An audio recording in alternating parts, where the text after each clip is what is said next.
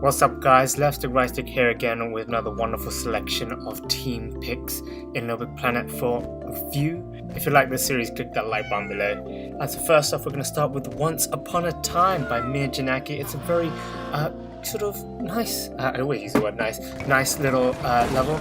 You get a little buddy sort of dog Oddsock, which you can switch to actually do certain tasks and actually help you progress along. I sort of found it slightly annoying that it's only in certain areas that the dog follows you. It would have been nice if the dog followed you all everywhere. The dog has different powers, not just the normal Oddsock powers of jumping on walls. You can use bark to destroy things, use them to run and operate wheels and stuff. So there's lots of variety actually in this whole level, and there's quite a few quite difficult, well, some were difficult, some were easy to get to, sort of extra secret points. And I really liked the use of some of the obstacles, working them into the decoration, which is very, very nice. What I would say is sort of maybe a bad point is that the aesthetic was kind of rudimentary, I guess. It's not amazingly beautiful, but it does work, it does go together. And I guess some of the sort of special collectibles were a bit too, I found a bit too hard to get. The difficulty of getting them wasn't very consistent, which is a little annoyance for me. Quite a few of them were actually done with this whole sort of monkey bar mechanic, which is quite annoying. But I like that there was different elements. You had that teddy bear match size sort of puzzle thing. Then there was a whole chase element to it, and the whole story actually is just about you getting home, which is actually all very nice. So everything about it works very well. Next up, we have a series of awesome Misadventures.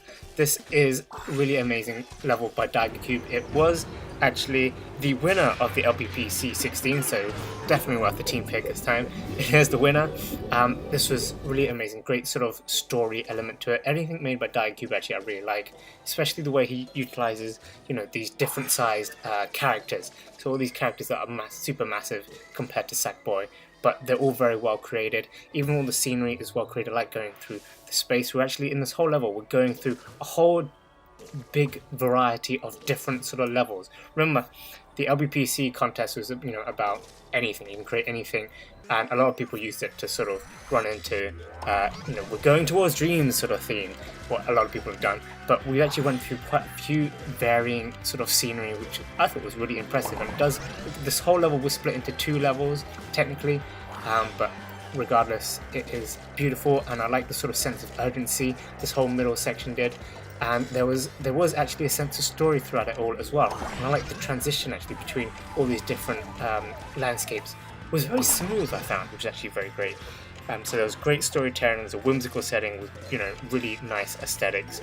And this was actually my personal favourite of the LPPC 16 ones as well anyways. And it had a lot of really cool characters, so definitely really, really fun level. The actual timer thing was maybe a bit unnecessary, I think. Even the music kind of just felt like it was already, we need to rush it. But obviously, as was a lot of the LBPC 16 contrast entries, it is, introducing dreams. And next up, we have a really long adventure, Aleksey Chapter 1 by XX53 Luffy 53XX, really long name. But this was a really, really cool adventure. You can see, there's actually this whole noir setting, and you have a gun, so you're like a spy. And I found that this is actually very great storytelling in this whole adventure, in that the cutscenes sort of tell the actual story, and then you just kind of play out what would be, I guess, the character Aleksey's actual mission levels. He's out on a mission, and these are levels. What I didn't quite understand is at the end of each level he's sort of teleporting away. That part wasn't really quite explained to me, in my opinion. Didn't quite understand it, but it's got a great double jump mechanic, great gun mechanic, and the aesthetic is very good. What I would say though is that the Aleksey adventure seems to be basically an amalgamation of XX53 Luffy's separate levels. He's put them all together, his own spy infiltration levels, he's put them all together, and he's actually added a bit at the beginning to make a little sort of comprehensive story. It makes it sound actually like it's a full-on story. I personally actually really liked the noir setting at the beginning, and when it got to this whole snowscape bit, I felt like the snowscape didn't really quite fit. the rest of the adventure, but yeah, never mind. Overall, this is actually a very, very fun level. Everything felt very smooth to do, and the aesthetics were beautiful, so definitely well worth a team pick. It is actually technically not complete, I believe. It's carrying on. We just got up to jungle, aqua jungle, and it seems like before, when I first played it, it only was up to Frozen Island, so it keeps on going. Next up we have Bubble Planet by VilletteVillain. This was actually an interesting take on the using the cape, the hero cape. It was actually a one life only kind of style level where you actually have to start all the way from the beginning. There are no spawn points except for the beginning, and you're trying to get, it is a race, but you're trying to get the highest score. I don't feel like the race element really had much really to do with it. Maybe just to add to the scoring mechanism, like the whole scoring aspect of it.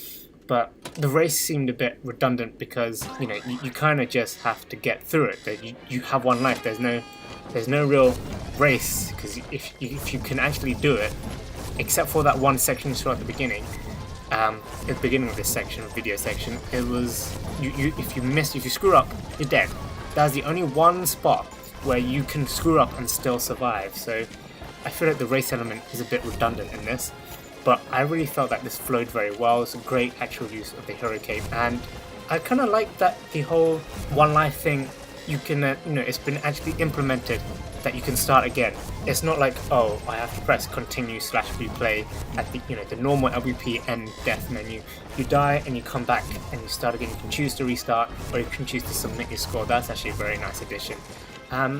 One little annoying point is that maybe once you start getting used to it and flowing through it, it felt very short, which was a real shame. But let me know if you could beat my score. I did reasonably well actually. But yeah, even if at the very end you go back to the very beginning to submit your score, so that's quite nice. And then next up we have The Bubbler and the Scorer by Mr. Mick68. This was one of my favorites in our sort of co-op showcase. There's a link up the top, you can check that out. It's actually a really, really fun level. Very challenging, I have to say, because both players have to really be in sync, and I like the fact that this level is not quite the same as your standard co-op levels. It's not like I'm waiting around for the other player to do something. It is literally, we have to be completely in sync all the way through. It's not just, oh, I can be off sync and I just do something and I wait for you to do the other thing to make something happen.